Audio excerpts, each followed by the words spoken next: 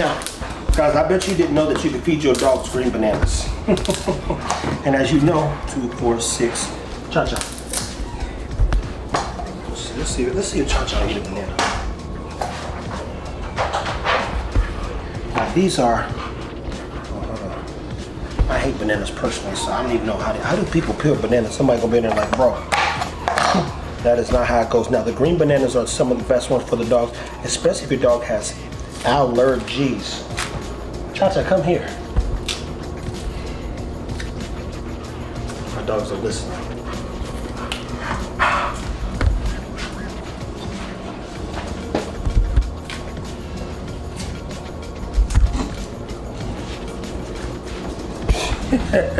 That's a dog for you.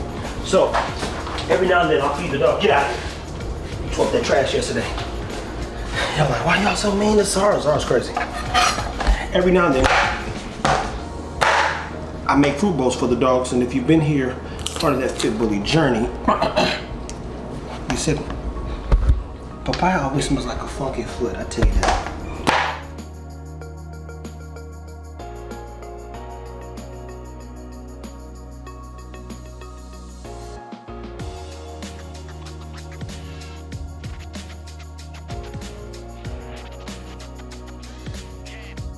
Guys, we got a buddy of mine. I've known this Negro for about 10 years, and he knows I'm pretty fussy naturally.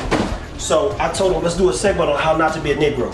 So if you had to give them any advice to be yourself, but don't be your color, what would be your best advice? Time and place. Time and place and everything. So, yeah, I'm a nigga. To the heart. But I work in a hospital field, so you have to know when to turn it on, turn it off. Unfortunately, the world ain't gonna accept you for who they perceive or who they want you to be. They're gonna accept you for who they perceive you to be. And so when they look at me, the first thing they think of is tattoos, 6'2", 6'3", black, African American male. Yeah, he from the streets, so you get that. But when I have to talk to him and I say, whatever it may be, my skill, it don't come across as a nigga. It come across as what they might say, a little light-skinned nigga, a little white boy out there. But I get my point across, I get the job done. So know when to turn it on, turn it off. You can be yourself, but time and place for everything, especially when it comes to the pesos in your pocket. Now, what's your best advice to those people who struggle with also, sometimes African Americans struggle with execution and finishing, starting, all kinds of stuff. They got 1,500 rows they walking on and ain't doing nothing.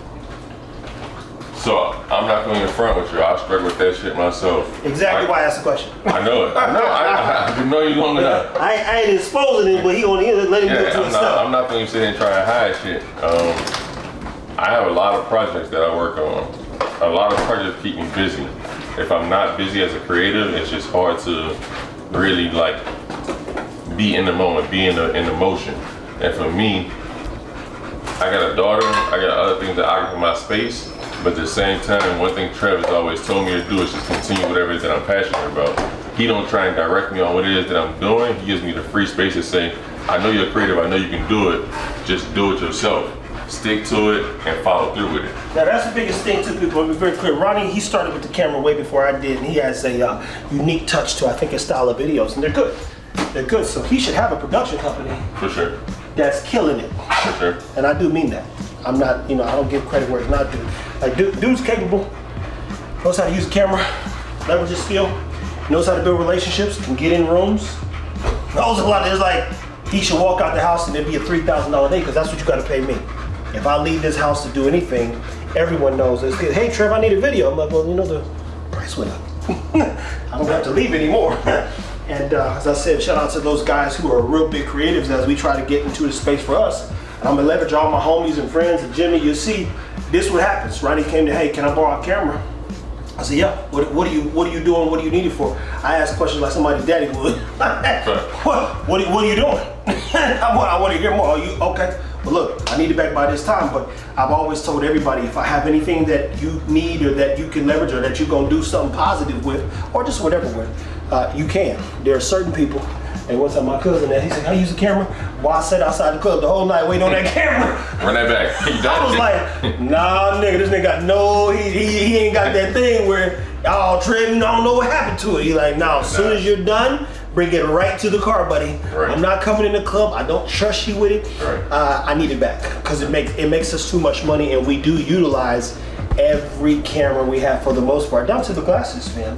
So I know Ronnie, as he said, he's working through becoming a better executioner and fine-tune his stuff. But again, man gets in the rooms, he has access to people, he knows what he's capable of. Follow through. Where's the biggest struggle, would you say, with the follow through? Because even his ideas ain't good ideas. They're not bad ideas. I'm not gonna lie to you. My execution and follow through has always been, I get it going, I get the motion started. I can bring it to life. But when them pockets start saying you gotta execute and put out this amount, and you don't have investors or a team that you're working with, that's the part where I just be like, all right, well, I did as much as I can, and I got to this point. I put all my money into it already.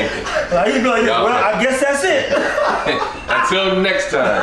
But the thing is, though, for me, I never dropped the plan. I've always held on to it. I always keep it. And for me, everything that I'm doing, low key, nobody really understands. It's all working together because it's all one big master plan. Yeah. Now, how long it may take me to execute it completely, we'll see. But guess what? I ain't give up though. There you go. No, he's still shooting. Look, to this day, he's still using the camera. Every night, the camera's a constant in this thing, man. Well, listen, guys. Ronnie's a guy you'll see different sessions on. We'll sit down and at some point knock out another podcast. Guys, whatever you're doing, as you heard him say, team, you heard him talk about execution. Sometimes that requires a plan. Sometimes that requires better strategies. Sometimes that's identifying what the business really is and doing that, and then continue to grow from every choice, every decision, and even more importantly, learn what you're not good at and say, I'm gonna go do this. You say, okay, perfect. Well, let's see how far we can push it and what we need when we hit a roadblock, per se. And one thing is, man's got some background, as far as like he's got a good job. It pays well, as he told you. He works in the hospital, so he's never going to be without. But as always, the rent's due, the bills got to be paid too. He's got a daughter, as he said, and there's moments of boom, boom, boom. So as I told him, and I would encourage you still, even on here, my only focus moving forward is to be focused on what we're doing. And I like that he likes to help people, but I helped them people when they was kids. So now they all grown and now they helping themselves. But if you go out of your way, if you look like us, not uncommon for you to say, man, I need help, such as I'd be like this, good luck. Good luck.